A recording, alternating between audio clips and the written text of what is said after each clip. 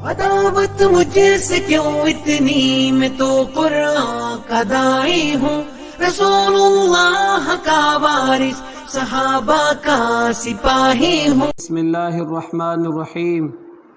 یا ایہا الذین آمنوا اتقوا اللہ حق تقاتہ ولا تموتن الا وانتم مسلمون۔ یا ایہا الناس اتقوا ربکم الذی خلقکم من نفس واحدہ وخلق منها زوجها وبث منهما رجالا كثيرا ونساء واتقوا الله الذي تساءلون به والأرحام إن الله كان عليكم رقيبا۔ يا أيها الذين آمنوا اتقوا الله وقولوا قولا سديدا يصلح لكم أعمالكم ويغفر لكم ذنوبكم ومن يطع الله ورسوله فقد فاز فوزا عظيما۔ وقال تعالى يا أيها الذين آمنوا اتقوا الله وكونوا مع الصادقين۔ وقال النبي صلى الله عليه وسلم اتقوا الله حيثما كنت۔ ہر قسم کی تعریفات توصیفات کبریائی بڑائی اللہ وحدہ لا شریک لی لاقدبہ۔ انگنت درود و سلام ہوں انبیاء علیہ السلام کی مقدسہ جماعت پر، خصوصاً امام الانبیاء محبوب کبریا محمد مصطفیٰ صلی اللہ علیہ وسلم پر۔ حاضرین جمعہ، اللہ رب العالمین کا بے انتہا شکر و احسان، جس رب العالمین نے ماہ مقدس میں ہمیں زندہ رکھا اور اس مقدس مہینے کی بڑی بڑی عبادتوں کو کر کے اپنے لیے ذخیرہ آخرت بنایا۔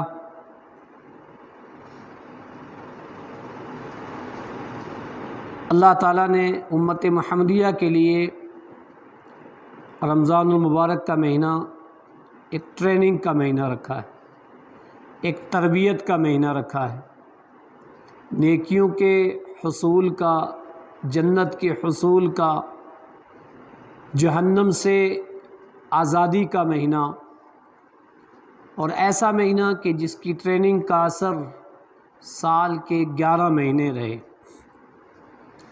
بے شمار لوگ ہوتے ہیں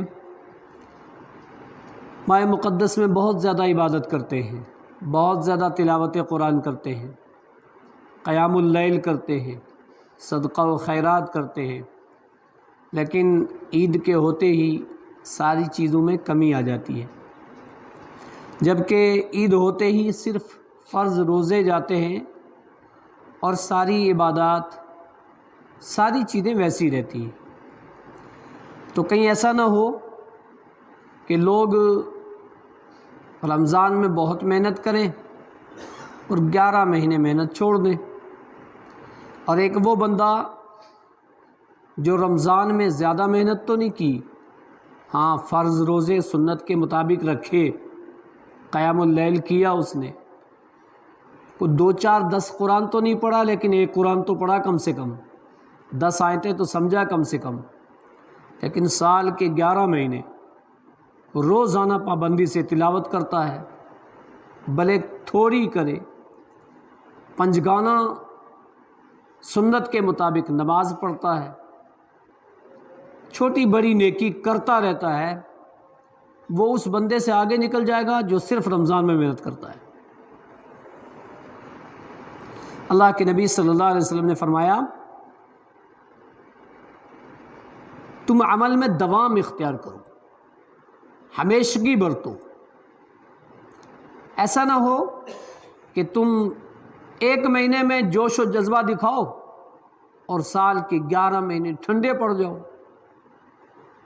دوام نہ ہو تمہاری عبادات میں، نمازوں میں، اتباع رسول میں، توحید میں، دوسری اخلاقیات میں، ساری عبادتوں میں، تو پھر تم نقصان میں چلے جاؤ گے۔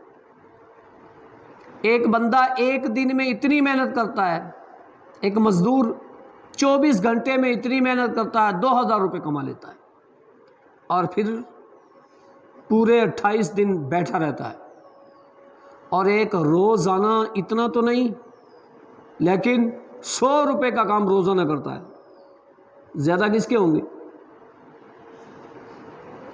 بے شمار لوگ ایسا کرتے ہیں۔ لہذا رمضان کے بعد کی جو زندگی ہے نا، اس میں جو اچانک چینجنگ آتی ہے نا، دوری اختیار ہوتی ہے عبادات سے، مساجد سے، نمازوں سے، توحید سے، اتباع رسول سے، جھوٹ سے بچنے سے، سچ بولنے سے دوری، یہ جو چیزیں آتی ہیں نا، بندہ رمضان میں کہتا ہے یار روزہ ہے، ورنہ میں تو روزہ ہے نہیں تو جھوٹ بول لیتا۔ وہ تو رب نے موقع دیا ہے شیاطین کو قید کر کے، جنوں کو قید کر کے، یہاں اور زیادہ محنت کرنی ہے۔ کیوں؟ یہاں آزاد ہیں، وہ قید نہیں ہے۔ رمضان میں قید تھے اس لیے موقع مل رہا تھا، ہر آدمی آ جاتا تھا، اور یہاں وہ کھلے ہوئے ہیں، اس لیے ہمیں اور زیادہ مقابلہ کرنا ہے شیطان کا، کیونکہ اب وہ قید و بند کے اندر نہیں ہے، وہ کھلا ہے۔ تو کہیں ایسا نہ ہو رمضان بھر کی محنتیں ہم ضائع کر دیں، رمضان بھر کی جمع کی ہوئی نیکیاں ہم ضائع و برباد کر دیں۔ اللہ رب العالمین نے ایسے لوگوں کی مثال 14ویں پارے کے اندر سورہ نحل آیت نمبر 19-20 میں دی ہے کہ ایسے لوگوں کی مثال کیا ہے کہ جو لوگ محنت کرنے کے بعد اپنی محنتوں پہ پانی پھیر دیتے، نیکیاں بٹولنے کے بعد اپنی نیکیوں کو ضائع اور برباد کر دیتے ہیں۔ خطبہ خطیب کو دیکھ کے سننا چاہیے، میری طرف دیکھیے سارے لوگ۔ نیکیاں ضائع ہو جائیں کرنے کے بعد کتنا بڑا خسارہ ہے معلوم ہے؟ ایک انسان کو نیکی کرنے کے بعد اپنی موت تک حفاظت خود کرنی ہے، اپنی نیکی کی حفاظت خود کرنی ہے۔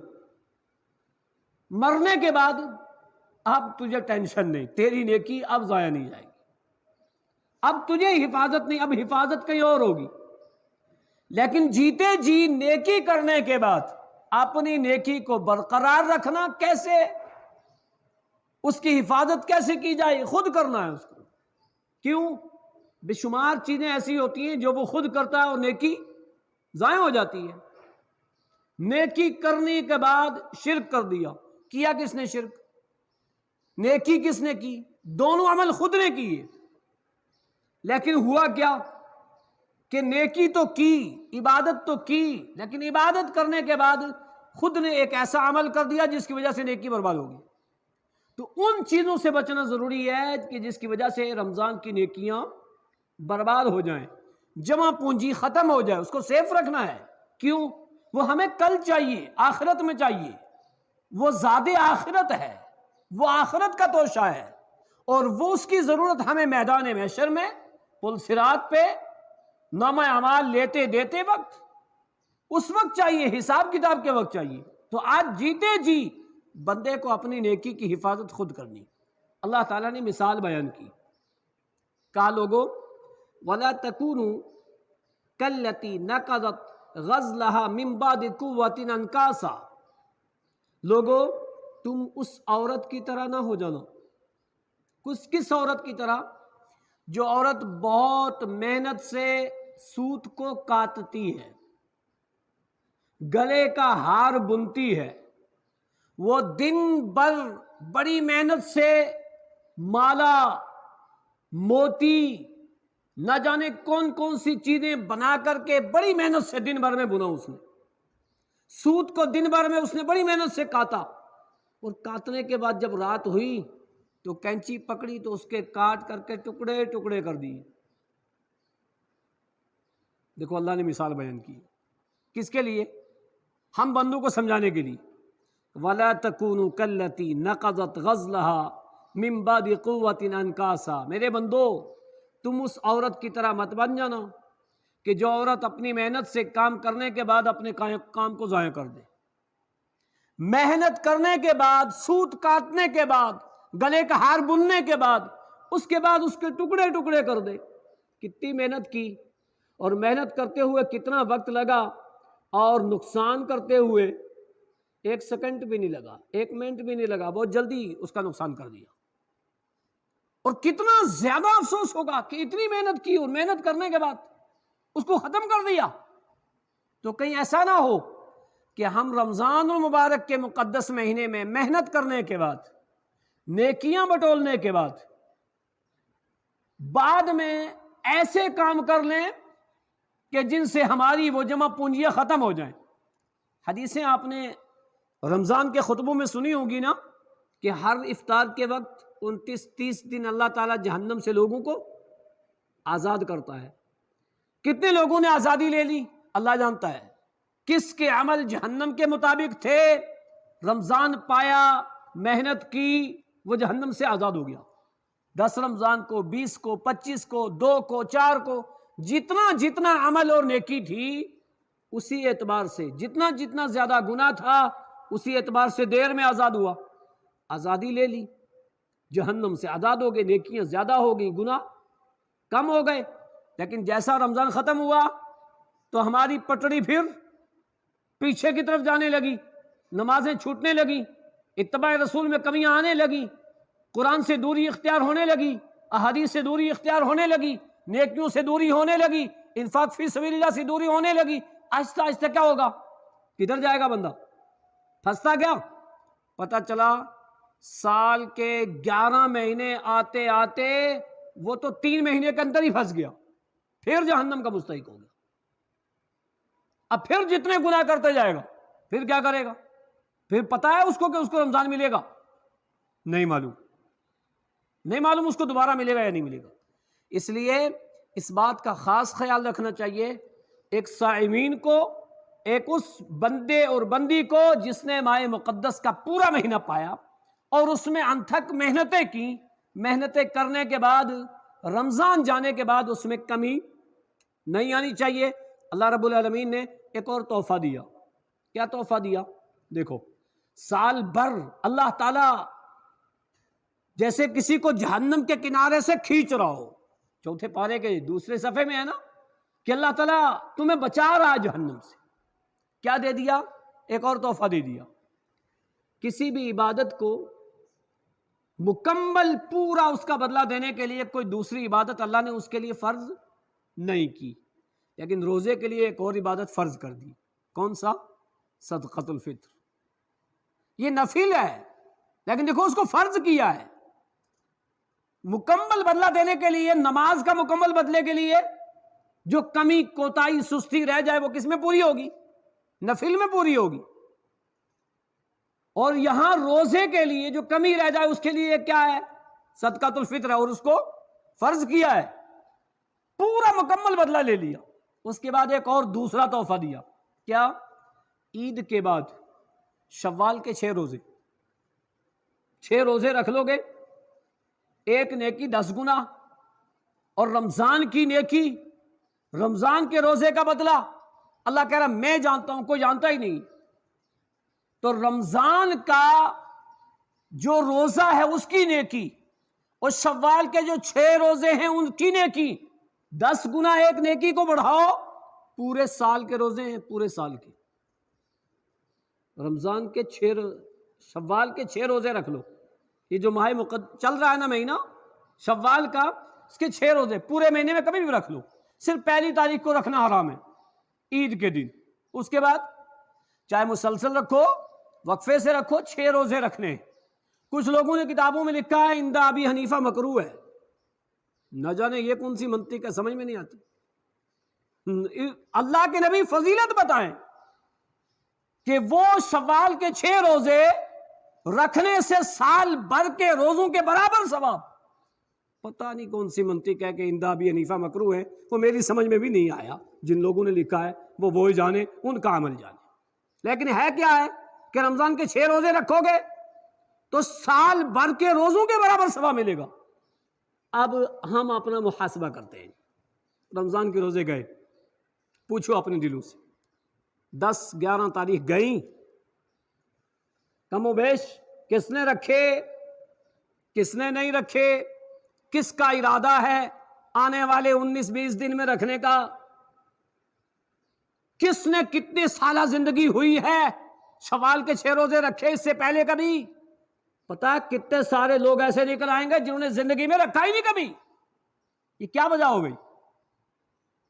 یہ وہی وَلَا تَكُونُوا كَالَّتِي نَقَضَتْ غزلہا من بعد قوت انکاسا، اس عورت کی طرح نہ ہونا سود کاٹنے کے بعد کاٹ ڈالے، تم ایسا مت ہونا. تو اس کو معمولی نہیں سمجھنا چاہیے، بڑی چیز ہے یہ. تو اپنی نیکیوں کی حفاظت خود کیجیے، اپنی نیکیوں کی حفاظت خود کیجیے. جو آپ نے جمع پونجی کی ہے، اللہ تعالیٰ نے 11ویں پارے میں ارشاد فرمایا یا ایھا الذین آمنوا اتقوا اللہ وکونوا مع الصادقین، ایمان والو اللہ سے ڈرو اور سچوں کا ساتھ دو. یعنی نیکی کرنے کے بعد اچھی صحبت اختیار کرو، تمہاری نیکی برقرار رہے گی. رمضان بھر جو تم نے نیکیاں کی ہیں، اب رمضان کے بعد تمہاری صحبت نمازیوں کے ساتھ، تمہاری صحبت بیٹھنا اٹھنا میل ملاپ زیادہ دوستی راستی کس کے ساتھ؟ مشرک کے ساتھ؟ بالکل نہیں. بدعتی کے ساتھ؟ بالکل نہیں. کس کے ساتھ؟ موحد کے ساتھ، متبع سنت کے ساتھ، نمازی کے ساتھ، سچوں کے ساتھ، معاملات میں صاف ستھرا معاملات رکھنے والے لوگوں کے ساتھ. کیا ہوگا؟ تمہارے اندر جو حس ہے نا برقرار رہے گی، تم ماند نہیں پڑو گے، ٹھنڈے نہیں پڑو گے، تمہارے جذبے تمہارے حوصلے ویسے ہی ہوں گے.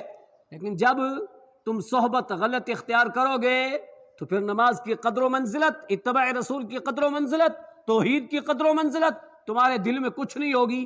آہستہ آہستہ آہستہ آہستہ پھنستے جاؤ گے. اسی لیے حضرت علی رضی اللہ تعالی عنہ کہا کرتے تھے ماہ مقدس کا مہینہ متقی بنانے آتا ہے نا. روزوں کا مقصد قرآن نے بیان کیا تقوی، اور حضرت علی کہا کرتے تھے کہ 4 چیزیں اختیار کر لو تمہارا تقوی کبھی نہیں جائے گا. رمضان میں ہی نہیں، ہمیشہ متقی رہو گے. تم 4 چیزیں اختیار کر لو. پوچھا 4 چیزیں کون سی؟ کہنے لگے الخوف بالجلیل، رب العالمین سے ہمیشہ ڈرنا.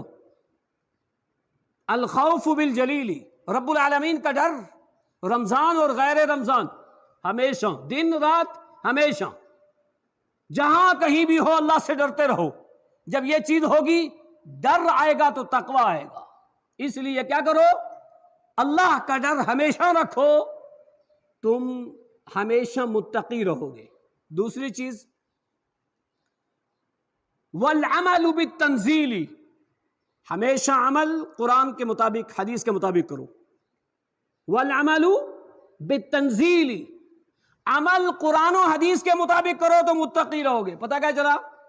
ایک انسان کا عمل قرآن و حدیث کے مطابق نہیں ہے، وہ ظاہر میں بڑا چمکتا دمکتا ہے، کہتے چہرے پہ نور ہے.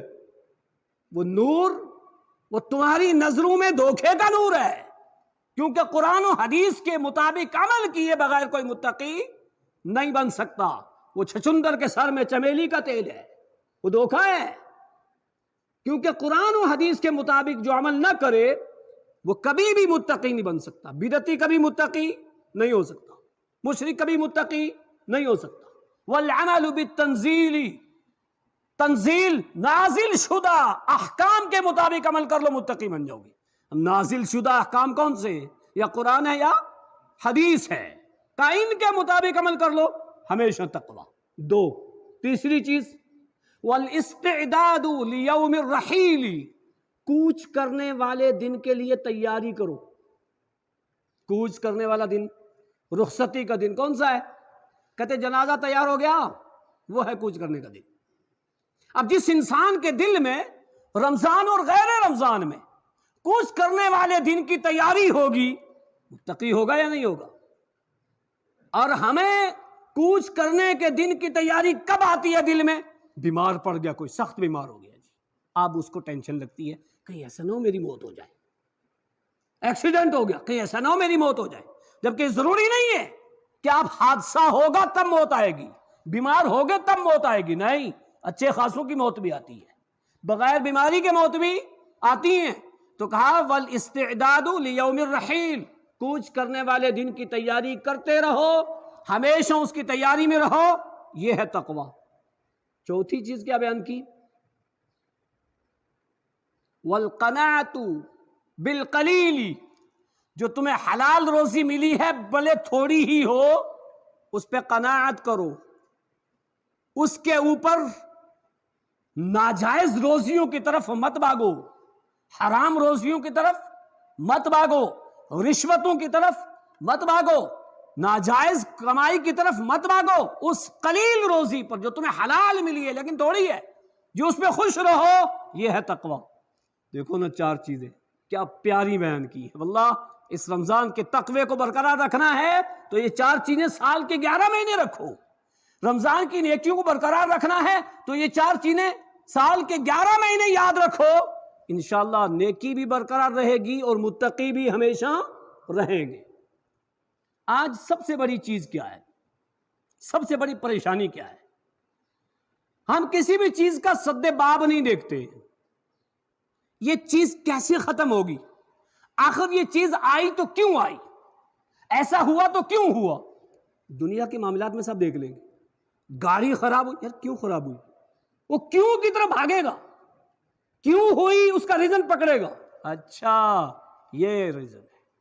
لائٹ نہیں آ رہی یہاں پہ، یہ لائٹ نہیں جل رہی، کہاں فالٹ ہے، پکڑے گا نا، پکڑنے کے بعد اس کو صحیح کرے گا نا، آئے گی یا نہیں آئے گی، لائٹ آئے گی۔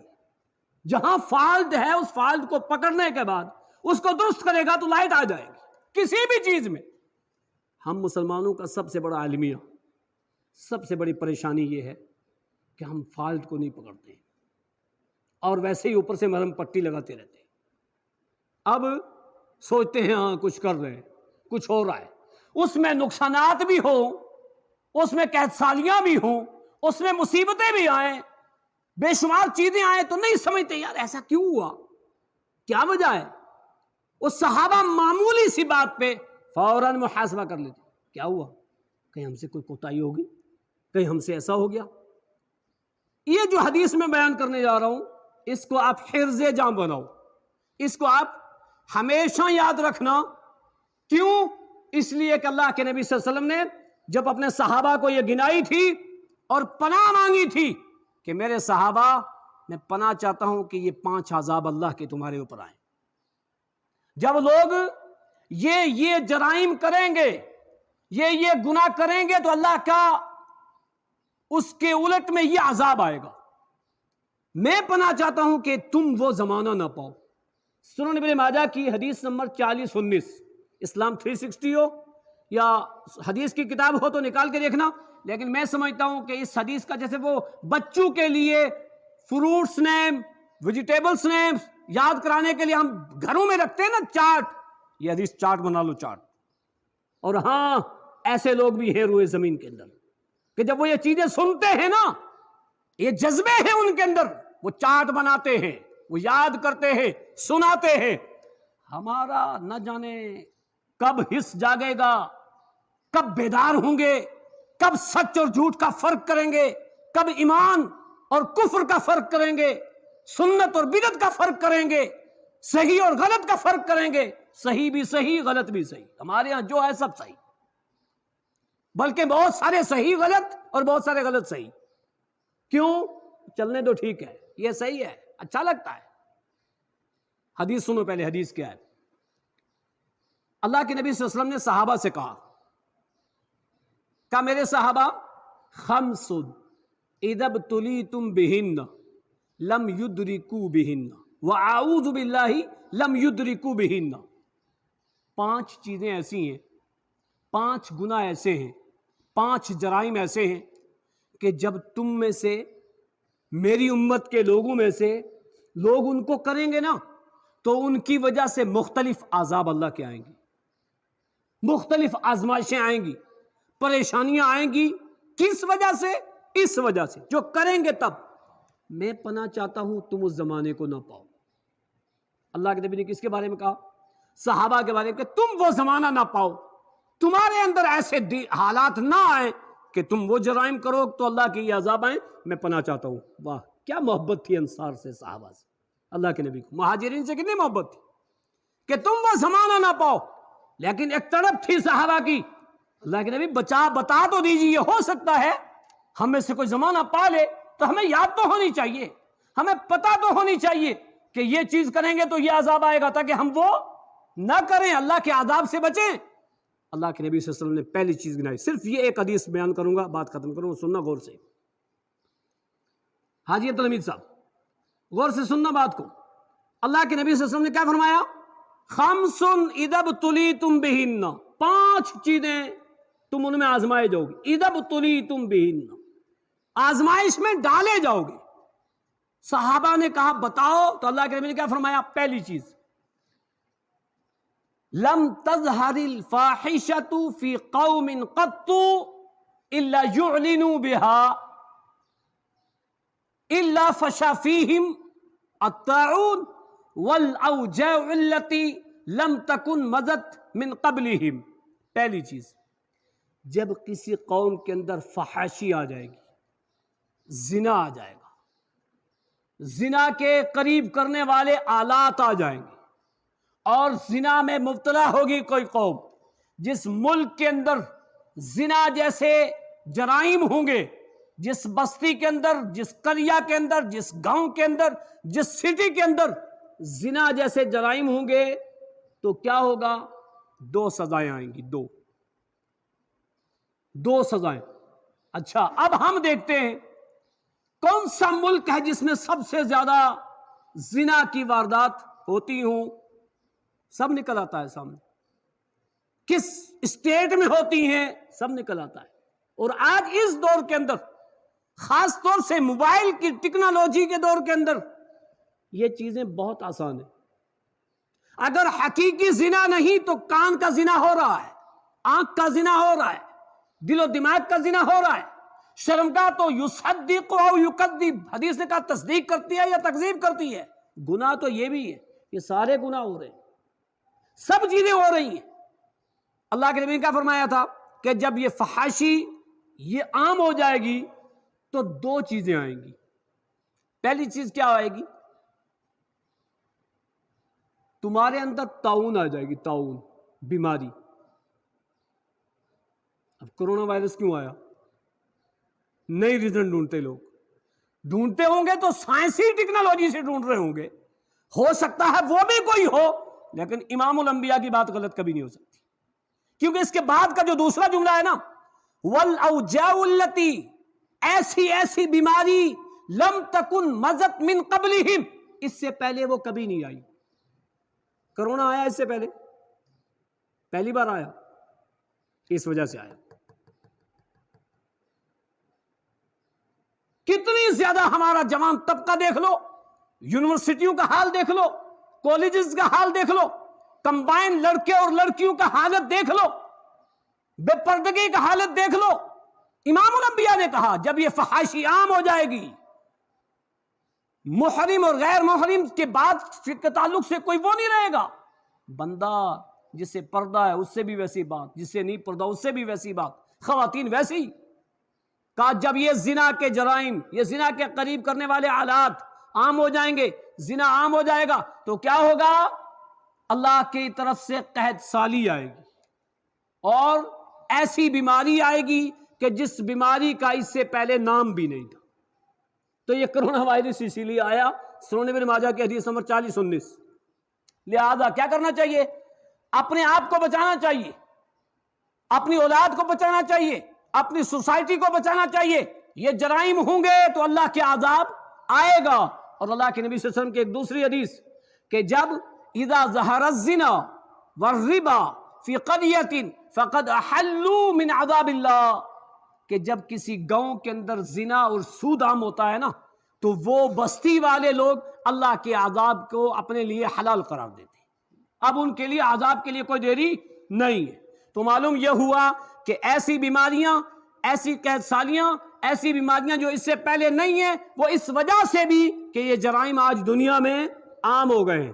دیکھ لو، جہاں اسلامی قانون ہے، جہاں اس کی حد متعین ہے، وہاں لوگوں کو ڈر اور خوف ہے۔ شاذ و نادر اطراف میں کہیں کوئی بات سننے میں کبھی کبھار آ جاتی ہے، نہیں تو نہیں، وہاں پہ بھی نہیں آتی ہے، وہ بھی نہیں آتی ہے۔ اور یہاں کون سا دن ایسا ہے؟ روزانہ لسٹیں نکلتی ہیں۔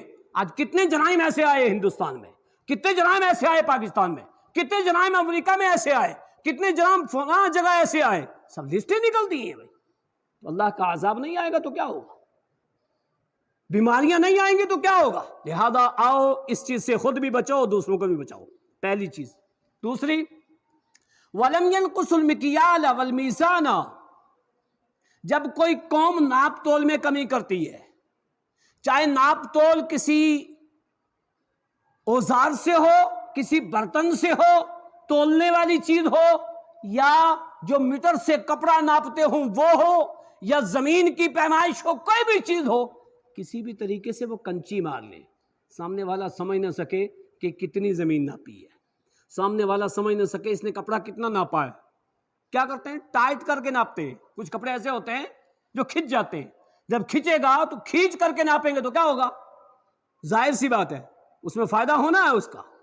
وہ 2 میٹر کی جگہ 1.25 ہو جائے گا، 1 میٹر بچا لے گا وہ. لیکن وہ یہ نہیں سمجھے گا کہ میں کر کیا رہا ہوں، وہ کیا سمجھے گا؟ ہو گیا کام. اور سامنے والا سمجھتا سستا لگا ہے. ایسا ہوا ہے. یہ دل کی بیماری جو ہے نا، دل جس بات پہ کھٹک جائے اس کا دل اس وقت کیا کہہ رہا ہوگا؟ تو صحیح کر رہا ہے؟ کبھی نہیں کر رہا ہوگا. اس کے دل میں ہوگا کہ میں نے آج ایسا کر لیا. لیکن نہیں، جب کسی قوم کے اندر ناپ تول کے اندر کمی آ جاتی ہے تو 3 سزائیں آتی ہیں. کیا آتی ہیں؟ 3 سزائیں. کیا؟ اخذوا بالسنین. نمبر 1 قید سالی ہوگی. نمبر 2 شدت المعونہ، کاروبار کی تنگی آئے گی. کیا ہوگا؟ کاروبار کی تنگی آئے گی. نمبر 3 وجور السلطان، ظالم حکمراں ملے گا. کہوں میں یہاں پہ کیوں گلا کر رہے ہیں جی؟ فلاں حکومت بن گئی تو ایسا ہو گیا، فلاں بن گئی تو ایسا ہو گیا، فلاں آ گیا تو ایسا ہو گیا. کیوں گلا کر رہے ہو؟ یہ تو ہمارے عملوں کا کرتوت ہے، یہ تو ہمارے کردار نے ایسا کروایا ہے. بھائی کیوں ایسا ہو رہا ہے؟ ہائے اذان کی اوپر مائک پہ پابندی ہے، فلاں جگہ ایسا، فلاں جگہ ایسا. دیکھو جا کے ہندوستان میں، واللہ گھوم کے دیکھو اسٹیٹوں میں کیا حالت ہے. لیکن وجہ کیا ہے؟ ادھر کیوں نہیں ہے ہماری نگاہ؟ فالٹ کیوں نہیں پکڑتے ہیں؟ کیا مسلمانوں کے اندر یہ 3 بیماریاں نہیں ہیں؟ ناپ تول میں کمیاں کرتے یا نہیں کرتے؟ کپڑا ہو، اشیاء ہو،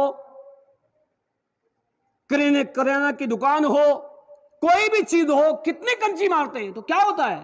کا 3 سزائیں آتی ہیں. نمبر 1 قید سالی. نمبر 2 شدت المعونہ، تنگ دستی، کاروبار کا نہ لگنا، کاروبار میں برکت ختم ہو جانا. آیا تھا کمایا کہاں گیا پتہ ہی نہیں، وہ مہینے سے پہلے ہی ختم، قرض لینے پہ آ گیا. کیوں ایسا کیوں ہوا؟ اس لیے کہ دل تیرا صاف نہیں ہے، تیرے دل کے اندر کھوٹ ہے، ناپ تول میں کمی ہے. اس لیے وہ تیسری سزا جور السلطان، جس کو ہم دیکھ رہے ہیں، جس کو ہم چکھ رہے ہیں، ہم اس کے عمل کا بدلہ چکھ رہے ہیں، اپنے کرتوتوں کا بدلہ چکھ رہے ہیں. جور السلطان کب ہوگا؟ جب ناپ تول میں کمی.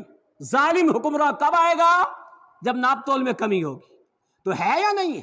وقت نہیں. اللہ نے ایک پوری قوم کو اسی لیے برباد کیا تھا. اس قوم نے کیا کیا تھا؟ یہ چیزیں اس کے اندر پائی جاتی تھی. تو 2 چیزیں، اس میں ایک عمل کرو گے تو 3 سزائیں آئیں گی. ناپ تول میں صرف کمی کرو گے تو کیا ہوگا؟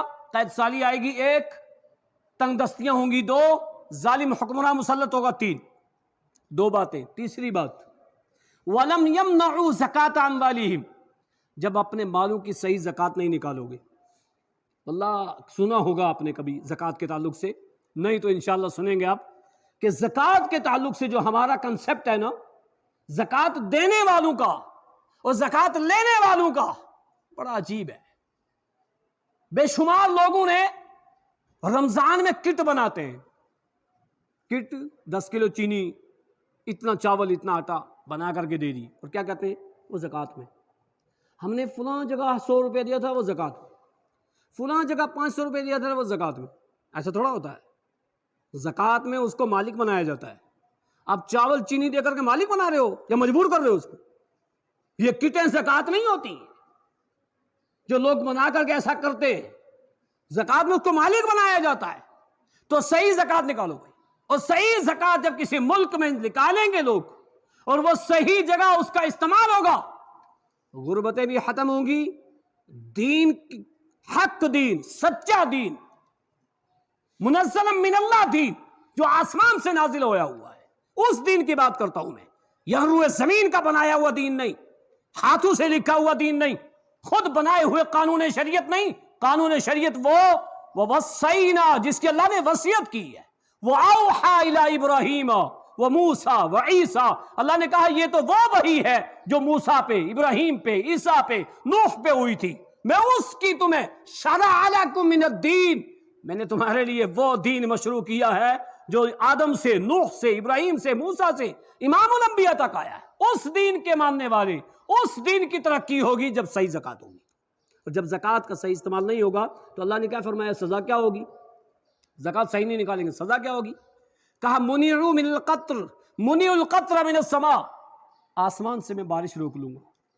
ترس رہے نہیں لوگ کہ بارش ہو، لیکن بارش نہیں ہوئی تو یہاں کسی کا دماغ جائے گا کہ یار بارش نہیں ہو رہی، میں سوچوں کیا میں زکوٰۃ کا مستحق ہوں یا نہیں، میں زکوٰۃ دے بھی رہا ہوں یا نہیں دے رہا ہوں؟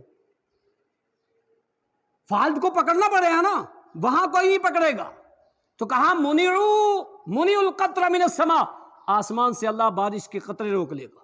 اور ولولا البہائم، اگر چوپائے نہ ہوں، یہ چرند پرند نہ ہوں، یہ کیڑے مکوڑے نہ ہوں، ہم ایئر کنڈیشن کے لیے اے سی لگاتے ہیں، ہم گرمی سے بچنے کے لیے سب کرتے ہیں، یہ پرندے، یہ چرند پرند، ہم نے اپنے چھتوں پہ کبھی دانہ ڈالا ان کے لیے، پانی کا بندوبست کیا ان کے لیے؟ ہم سوچتے ہیں یہ کون سے، ہمیں کون سا ان کو کما کر کے دینا ہے۔ اور اللہ نے کیا فرمایا؟ ولولا البہائم، اگر یہ چوپائے نہ ہوں نا تو میں آسمان سے تمہارے لیے تو ایک قطرہ پانی بھی نہ برساؤں۔ تمہارے کرتوت ایسے ہو گئے زکوٰۃ کے تعلق سے۔ اللہ کتنی سخت وعید ہے، سوچنا چاہیے۔ کتنی چیزیں ہو گئی؟ 3، چوتھی اور 5ویں سنو، مختصر بات ختم۔ چوتھی چیز اللہ کے نبی نے فرمایا وَلَمْ يَنْقُضُوا عَهْدَ اللَّهِ وَعَهْدَ رَسُولِهِ إِلَّا سَلَّطَ اللَّهُ عَلَيْهِمُ الْعَدُوَّ مِنْ غَيْرِهِمْ وَأُخِذُوا مَا فِي أَيْدِيهِمْ۔ کیا ہوگا جب تم اللہ اور اس کے رسول کا عہد و پیمان توڑ دو گے؟ اللہ اور اس کے رسول کا عہد و پیمان کیا ہے؟ پورا قرآن اور حدیث۔ جس چیز کے کرنے کا قرآن و حدیث نے حکم دیا اس کو کرنا، یہ اللہ سے ہم نے عہد کیا ہوا ہے۔ جس چیز سے قرآن و حدیث نے روکا، یہ ہم نے عہد کیا ہوا ہے لا الہ الا اللہ محمد رسول اللہ پڑھ کر کے کہ ہم وہ نہیں کریں گے۔ اب اس عہد و پیمان کو جس نے توڑ دیا، کس وجہ سے توڑا؟ خواہشات کی وجہ سے، رسم و رواج کی وجہ سے، زمانہ جاہلیت کے طور طریقے کو برقرار رکھنے کی وجہ سے، مسلکوں کی وجہ سے، بڑوں کی وجہ سے، فلاں اور فلاں کے اقوال کی وجہ سے، جس نے جیسا بھی توڑا۔ وَلَمْ يَنْقُضُوا عَهْدَ اللَّهِ وَعَهْدَ رَسُولِهِ، جس نے اللہ اور اس کے رسول کے عہد و پیمان کو توڑ دیا۔ قرآن میں 2 آیتیں ہیں، کہا الَّذِينَ يَنْقُضُونَ عَهْدَ اللَّهِ، جنہوں نے اللہ اور اس کے رسول کے عہد و پیمان کو توڑا، اولئک هم الخاسرون، ایک جگہ وہ خسارے میں، ایک جگہ اولئک علیہم لعنت اللہ، ایسے لوگوں پر اللہ کی لعنت۔ کن پر؟ جو قرآن و حدیث کے احکامات کو فراموش کر ڈالے، اس کے مطابق عمل نہ کرے، اس کو توڑ ڈالے۔ فرمایا اللہ کی لعنت، یہ لوگ خسارے میں۔ اور اس حدیث میں کیا فرمایا کہ جب لوگ ایسا کریں گے تو کیا ہوگا؟ ان کے علاوہ الا سلط اللہ علیہم عدوا، ان کے اوپر اللہ ایک دشمن مسلط کرے گا، من غیرہم، جو ان کے علاوہ ہوگا، ان کے علاوہ ہوگا، وہ ان میں سے نہیں ہوگا۔ کیا مطلب ہے اس کا؟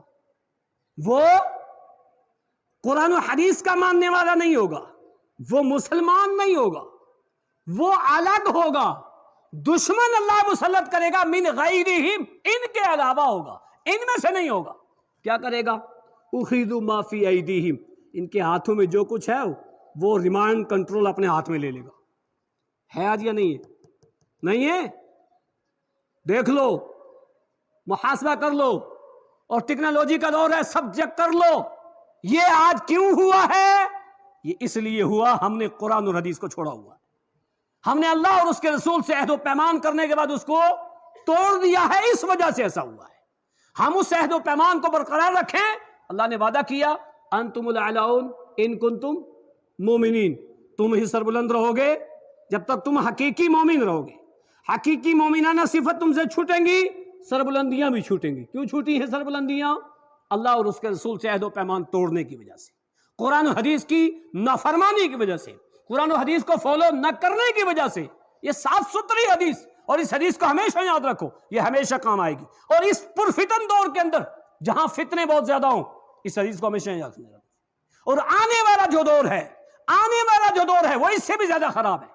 اس دور میں اس 5 پوائنٹ کو زبانی یاد رکھنا انتہائی ضروری ہے، انتہائی ضروری ہے، تاکہ بندہ رجوع اللہ ہو، بندہ اپنے گناہوں کو چھوڑے، ان سے تائب ہو، اور صحیح اس کا حل جو سلوشن ہے اس کی طرف آئے کہ کیا اس کا حل ہے، یہ کیوں ہوا ہے ایسا۔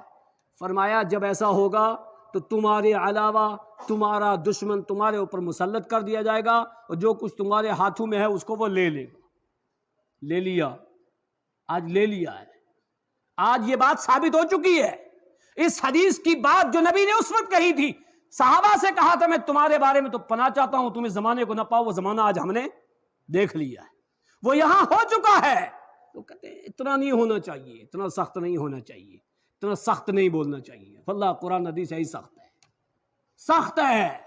وہ دوگلے پنوں والوں کو لیے تکلیف ہوتی ہے، مشرک اور بدعتی کو تکلیف ہوتی ہے، اور جو لوگ کمبائن سرکار چلاتے ہیں نا، چلنے دو، صحیح بھی چلنے دو غلط بھی چلنے دو، ان کے لیے تکلیف ہوتی ہے۔ اہل حق کو کبھی تکلیف ہی ہوتی ہے، ان کے لیے یہ چیزیں صحیح ہیں۔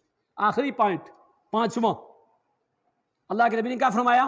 پانچویں چیز، وَلَمْ تَحْكُمْ أَئِمَّتُهُمْ بِكِتَابِ اللَّهِ، جب تمہارے ائمہ قرآن و حدیث کے مطابق فیصلہ نہیں کریں گے۔ ہو رہا آج نہیں ہو رہا؟ کہتے ہیں فلانی چیز احکام شریعت ہے، فلاں کے نزدیک ایسا ہے، فلاں کے نزدیک ایسا ہے۔ قرآن کے نزدیک یہ نہیں کہے گا، حدیث کے نزدیک یہ نہیں کہے گا، کیا کہہ رہا؟ اندہ فلاں، اندہ فلاں کہنے کی کیا ضرورت ہے یار؟